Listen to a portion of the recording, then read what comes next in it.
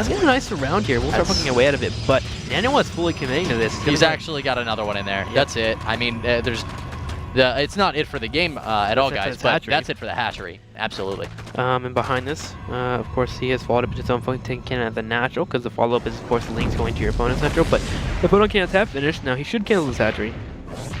Should cancel his hatchery. He actually, okay. He is going to cancel it and go build it elsewhere. Letting the hatch finish could provide some interesting benefits for him, but overall... Well, NaNiwa had a second photon cannon here. I think he'd be okay if you're right with that, as in he wouldn't be able to kill off the hatchery with one photon cannon, but with two, that makes it really, really hard to hold the hatchery. Yeah, NaNiwa was really on the ball there, canceling he canceled the two right afterwards, too. That's actually a trademark, guys, for like these really, really high-level players. If it's something you've never thought about, look at the timing of when you build your cannons. You want to make sure that if you're going to kill something with two cannons, for instance, if somebody builds like a macro hatch in your main, one cannon allows them enough time to get out a queen, so they can start spreading creep tumors and such at your base. But if you hide your second cannon and make it that it will finish just after the hatchery, so it won't actually start shooting, the Zerg will think there's only one cannon, they won't cancel, and then there will be two that kill it immediately before they can make a queen. So that's what NaNiwa was doing there. It's super smart. Live Zerg checking to make sure that there is no more photon cannons third, and now he's forced to actually expand to this fourth now to get his third hatchery, and this is actually really, really, really hard to hold if any pushes come his way. So NaNiwa needs to be a little bit more active on the map and make sure that this isn't happening, because of course a lot of players actually spawn to this side, because it feels a little bit safer just at home. I don't think it actually is in terms of distance, but it feels safer as a Zerg player. Well, it's a lot more open. Yeah, and so you got the Zelnaga, much less easier to watch this side of the pathing too. So, but this fourth going up, well, it's a third at the fourth position. Could be quite dangerous for Live Zerg base. And go ahead and allow this pylon and photon cannon to sit. And as that sits for a while, that might be getting a little bit antsy here for NaNiwa. He'll go and try and figure out where exactly these hatcheries are at. Because if no aggression's coming, then obviously your opponent's a little expanded. Well, taking a look back at that fourth base of Live Zerg, it actually suffers from classic Antigua syndrome. The hatchery can be used as an extra large force field to hurt the Zerg player.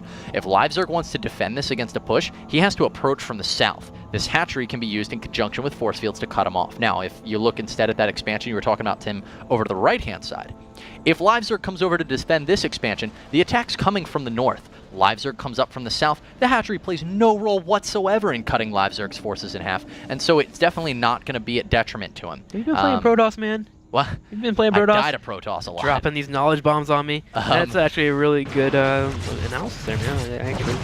I think I am going to start calling it Antigua syndrome, though. I've never used that one, but it's like so bad on Antigua on that third base.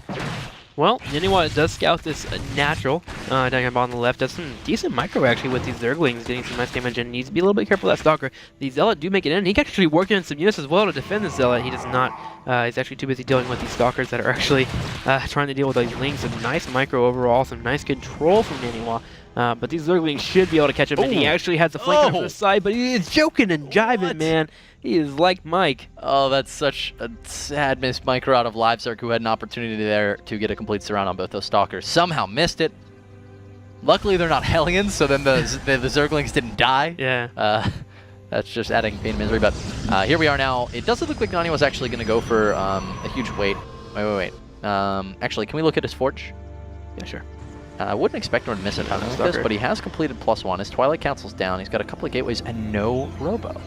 You don't typically expand off just a Twilight Council. See if Blink starts up here in a second. That's what I'm really looking for. Blink and +2. Yeah, it's got to be Blink. That's one thing. He's actually warping in Zealots right now. +1 Zealot is going to be what he tries to do, but no, there's a lot of Roaches here, and this is all going to go down. That's actually a really nice victory for Live Zerg, getting a very cost-effective kill on those units. Really big force, and you know what's working out for Live Zerg overall is he got this third, and still NaNiwa is unaware of it. He thinks he's on 2 bases, and that's it. And at that point, you're not really in a rush to get any timing set up or anything. You just want to go ahead and macro up. If he knows his opponent is actually on 2 bases and just now grabbing his third, he might expand with just Blink and a couple of gateways. And that could be a little bit troublesome for him. Or you could go for a really big Blink +2 all in, as we were speculating earlier. And I mean, taking a look back at this fourth base, let's see how Blink's going to matter. Some maps at bases, take a look at the natural example on Zelnaga for natural expansion on Zelnaga. Blink is just OP. In this situation, at that fourth, Blink looks like it's going to be possibly moderately effective. Take a look at this cliff line that he'll be able to blink down. But, you know, it's not a long distance away from the ramp, so overall, this is a build that's designed to actually, like, the +2 Blink build, it was actually It's a really good build, let's just say, versus slower third bases. It's really, really good versus that. In this situation, it's okay.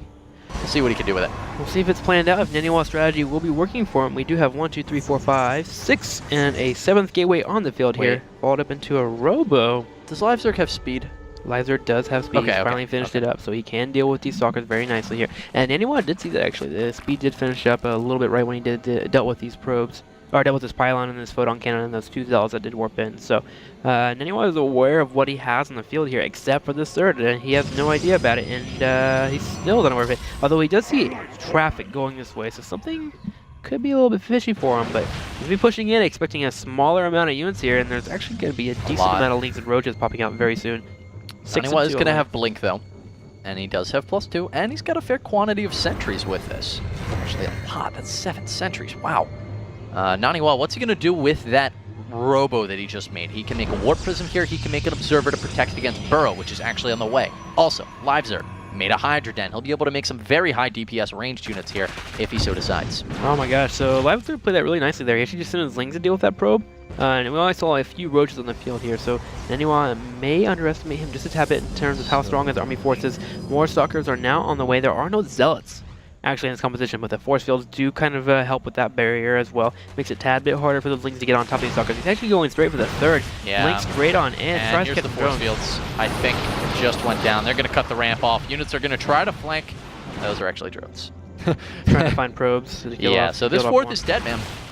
But that's not actually that much of a loss for LiveZerg. He does still have his natural expansion. Oh my gosh. No workers. He has no upgrades. That is actually really painful. I didn't realize he had no upgrades. He's at 0-0. +1 range is about to finish up, but now he can't fight this army. I mean, it's 2-0. You know what 2-0 does to 0-0? It destroys him. Roaches do pop out, and he's trying his best to get into this run here, but some nice blinks here from NaNiwa, some forces as well. See how everything's a nice choke here? It makes automatic concaves. He's trying to walk and snake his way on through, and he deals with the Roaches pretty darn nicely. No observers here. One has been queued up, but from here he's just going to deal with whatever he can. The Burrow, though, is helping out LiveZerg a lot to hold this off. Yeah, LiveZerg, I mean, he just gunned it into NaNiwa's army and actually quartered him entirely, so NaNiwa had nowhere to blink. Then the Burrow came into effect. NaNiwa had no observer. That was incredibly played out of LiveZerg. I really thought he had a huge opportunity to die there, and then LiveZerg just got way too close to those Stalkers. NaNiwa had to blink back or else he was going to instantly lose them all, and that caused his sentries to all fall. A beautiful push there, a defense there out of LiveZerg. It couldn't have gone better for him. No third here for NaNiwa. He hassled on his natural. Not very many units in the field here. Trying to follow up into a Robo Bay. He does have an Immortal out. It's going to help out a ton here. But now we have a huge opening available. And if he misses a force field, Roaches are going to pour into this natural. Zealots doing their best as well. But that Burrow is helping NaNiwa. Or I'm sorry, not helping NaNiwa at all. His Observer is actually down in the natural somewhere over here in the main. Yeah, he doesn't have it at his actual base here. And these Roach Burrows are so helpful to LiveZerg. He might potentially just die off here if we can get a snipe on that Immortal. Can he get the Immortal? The Immortal is low on HP. Down into their orange. He's trying his best to focus and fire down, and he does get it, and it looks like LiveZerg, being in his opponent's natural, is going to go and start tearing through some probes as well. Yep, I mean, this was an all-in its truest form out of NaNiwa. LiveZerg is now tearing through his main base, and if you've gone for an all-in and the Zerg's now in your main, killing your units, got not much of a hope, my friends. NaNiwa looking like he might go down here in a second to LiveZerg. Even if he doesn't fall right here, right now, LiveZerg is incredibly far ahead with more than double his supply. Well, we'll start poking out some probes here as well, since those are warped in, but yeah. It looks like the push has been off, but you are correct. NaNiwa is in quite a painful position, and Hydras are actually making their way straight to the natural. They do have, of course, that range upgrade helping them out a lot. +2/2 on the way. 14 Roaches about to be queued up. If I was LiveZerg, I'd pull these Hydras back. They're actually pretty valuable until he gets his Roaches in front. Gonna go ahead and engage here, though. And Hydras do a decent amount of damage against Stalkers. And by decent, I mean a ton. They actually tear through them very, very quickly there. With that Burrow, once again, LiveZerg just showing how powerful that upgrade can be. And here we go. Roaches now finally showing up. And dying. 2 sacks, 2 Roaches to save a Hydra, but, well, I'm waiting for the blink. There it is. That Hydra's still gonna be doomed. Snipes. Stalker's pulling back, and NaNiwa, guys, I want to make this like really, really important for you to know. He's super far behind. Yeah. If he wins this game, it's a super strong feat. And he's warping some units in. Stalker's here as well, and a couple of Zealots are going to help out a lot. He has moved into Robo Bay, correctly? Could have swore I saw a Robo Bay on the way to production tab. Yeah, he did. So he will be starting to get Colossus production out, but he's on 2 bases. He needs a third. And with these many Roaches on the field and 4 bases up, for LiveZerg, it's really hard to get that third because you just simply don't have enough units to deal with any types of waves of units coming your way. Yeah, LiveZerg could just continue to trade here. And that really is all he needs to do. I mean, if NaNiwa keeps losing units, and LiveZerg can just... I mean, he has Blink Stalkers. There's some sentries. He'll cut these units a little in half. But, yeah, I mean, LiveZerg at this point, he can either continue to pressure and keep forcing sentries out of NaNiwa, which, as we're seeing another one warp in now, because NaNiwa needs to make sure he has enough force fields to cut that unit ball in half. Honestly, man, it's 77 workers to 52. So many roaches on the field. NaNiwa can't go for an attack. He has 2 bases. LiveZerg has 4. Can't see what NaNiwa can do from here. As a Terran in this situation, you want to drop, so perhaps a Warp Prism and some Harass is a really good option here for NaNiwa, but he's not going to be going for it. He's really going to work on these Colossus right now.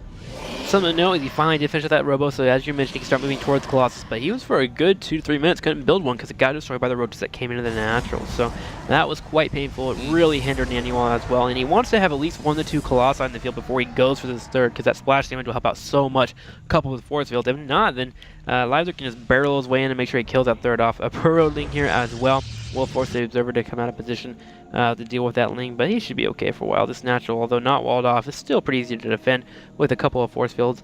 But at the moment, behind all this, we have a Hive on the way, LiveZerg moving up into that 4th here. Does he actually have the double evolution chamber? Yes, he does. Now finally starting +1 melee attack. He does have +2 range on his Hydras and Roaches, so that's quite helpful. But moving up in those +1/1 really allows him to move towards Broodlords and still be strong with his Hive tech. Yeah, exactly. And he's making the Corruptors right now. Those are going to be able to easily deal with the Colossi. Does need to make sure he doesn't make the same mistake as last time, overproducing Corruptors. Powered. But yeah, he's got 8 out. Yeah, I mean, not really too much of a concern there. Luckily, you can still make Stalkers even with an unpowered Cybernetics core. If you guys don't know that, fun fact. Warp Prism on the way right now, actually, for NaNiwa, which I just loved him. We were talking about how we wanted to see some Harass. You'll get it. It's like asking for something for Christmas, and Santa Claus rewards you. Thanks, Santa Claus. +3 is on the way now as well. So it's going to be quite helpful for NaNiwa. Let's go for a push after if he deals with a good portion. Remember last time when his third got attacked into it, he did a lot of damage because it was focused down. The lives are not making the mistake here, but he's actually losing a lot of roaches. The Corruptors came actually a little bit late. They get focused down really quickly by the Stalkers. NaNiwa and his engagements have been just immaculate, I guess is the word we're going to go back to using again. Roaches and Hydras in trouble, and NaNiwa still having his Colossus. He blinks the Stalkers for the deal with the Corruptors. NaNiwa is actually doing really good here, killing a ton of supply from LiveZerg. Finally, the one Colossus does fall, but he blinks more Stalkers back as well. And NaNiwa, even though behind 179 supply, did really well in that engagement. He did. That was crazy out of LiveZerg. So, I mean, the force fields went down. They cut his army in half beautifully. And when that happens, I fall back in most situations. Yeah. I mean, okay, so he managed to get a Colossus and a lot of units, which is really nice. He moved into so many Lings. Remember, they only have that +1 already. They don't have +2 compared to +3. It's about to be finishing up for NaNiwa. Whenever that +2 finishes up, +3 will be here as well. But Colossus burn through Lings really quickly, especially with a couple of force fields. Yeah, it does help, but still, it's really hard to reinforce on Lings. I don't know. I'm more worried about a big Zealot warp in here from NaNiwa. I mean, if he warps in, 8, 9, 10 Zealots, LiveZerg isn't going to be able to fully capitalize on the heavy Stalker composition of NaNiwa at this time, because he's only got 3 right now. But and there's some more Sentries and Stalkers, so that's good for LiveZerg at least. But he, of course, did want to save a lot of gas because he's teching towards Broodlords right now. His Hive's completed. He's got 6 Corruptors on the field, and he's got his Raider Spire on the way.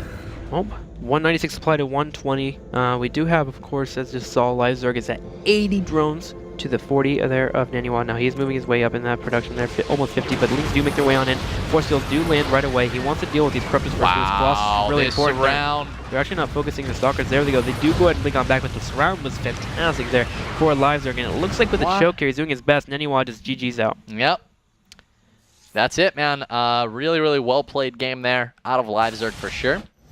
And NaNiwa, I think, did everything he could in that situation, but, I mean, that all comes down to the force fields from NaNiwa not being good enough to segment off the roaches. It was kind of cool how he creatively, I mean, if you guys remember, unfortunately, we can't pull it up this second, but there were 3 force fields. They cut LiveZerg's units in half. They went across from left to right. Then LiveZerg kind of ran around to the side of NaNiwa's army, and NaNiwa dropped 3 force fields up and down. So they actually made like a little bit of a T intersection where the force fields on the top did a good job segmenting off the top and the ones on the bottom. But then they wore off at different times, and all of a sudden, the units that were trapped up top, NaNiwa, I guess, was expecting that all the force fields, were going to wear off at the same time. I don't know, but all of a sudden, LiveZerg just barrel rushed in from all these roaches that were trapped on the top half, hugged up right against, and anytime that happens with a Protoss player where all the roaches are literally hugging around the Stalkers and Sentries, you're in for a world of hurt and potentially a loss very quickly. Luckily, NaNiwa dragged it out for a while, so it wasn't too demoralizing, but wow, LiveZerg, man, playing it right. Great play with the Burrow Tech as well. And by the way, it's been actually mentioned on the Blizzard forums that they're thinking about doing Burrow at Hatchery Tech.